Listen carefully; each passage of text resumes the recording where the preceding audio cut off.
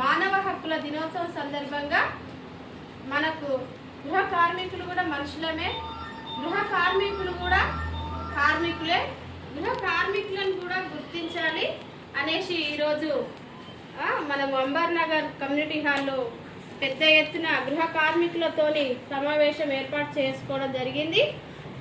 ఒక్కసారి మన యొక్క డిమాండ్స్ ఏంటి అనేది మనము నినాదాలతోని అందరూ నినాదాలు ఇవ్వవలసిందిగా కోరుతున్నాను.